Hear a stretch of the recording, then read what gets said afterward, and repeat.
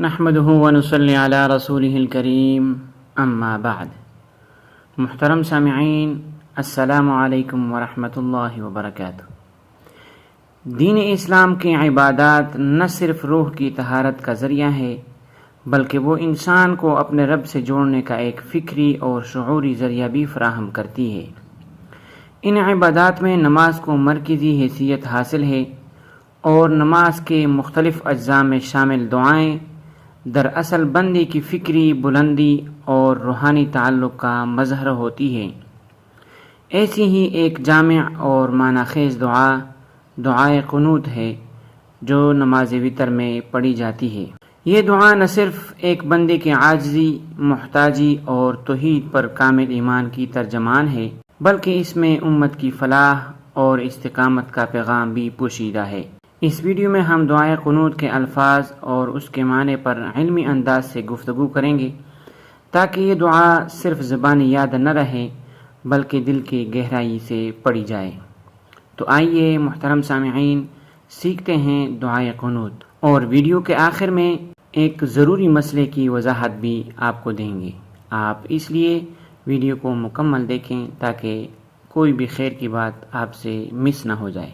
دعائے قنوت یہ ہے: اللہم انا نستعینک ونستغفرک ونؤمن بک ونتوکل علیک ونثنی علیک الخیر ونشکرک ولا نکفرک ونخلع ونترک من یفجرک اللهم إياك نعبد ولك نصلي ونسجد وإليك نسعى ونحفد ونرجو رحمتك ونخشى عذابك إن عذابك بالكفار ملحق۔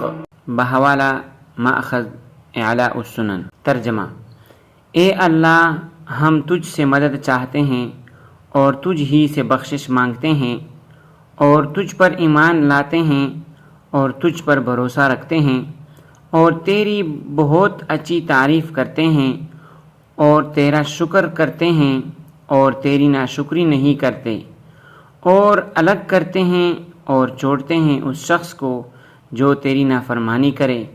اے اللہ، ہم تیری ہی عبادت کرتے ہیں اور تیرے ہی لیے نماز پڑھتے اور سجدہ کرتے ہیں اور تیری طرف دوڑتے ہیں اور خدمت کے لیے حاضر ہوتے ہیں اور تیری رحمت کے امیدوار ہیں اور تیرے عذاب سے ڈرتے ہیں، بے شک تیرا عذاب کافروں کو ملنے والا ہے۔ محترم سامعین، یہاں تک اس کا ترجمہ ہوا۔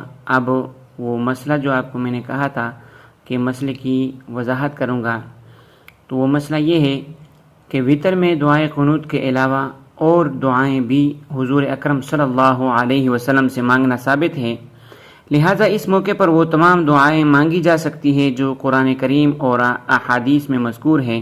اس لیے ہم میں سے ہر ایک کو چاہیے کہ وتر کی تیسری رکعت میں اللہ تعالیٰ سے خوب دعائیں مانگیں اور آخر میں درود شریف پڑھیں اور پھر رکوع کریں۔ بحوالہ احسن الفتاوی۔ یہ دعائے قنوت وتر کی آخری رکعت میں پڑھی جاتی ہے۔ اس کو یاد کر لیں اور اگر خود کو یاد ہو تو کوشش کر کے دوسروں کو بھی یاد کروائیں۔ خصوصاً عورتوں کو چاہیے کہ وہ اپنے بچوں اور بچیوں کو اور رشتہ دار عورتوں کو یاد کروائیں، اس لیے کہ بعض عورتوں کو یہ دعا یاد نہیں ہوتی۔ اسی طرح گھر کی ماسیوں اور نوکرانیوں کو بھی یاد کروائیں، اسی طرح ان کی پوری نمازیں بھی سنیں اور صحیح کروائیں۔ اللہ تعالیٰ سمجھنے کی توفیق عطا فرمائے۔ وآخر دعوانا ان الحمد للہ رب العالمین۔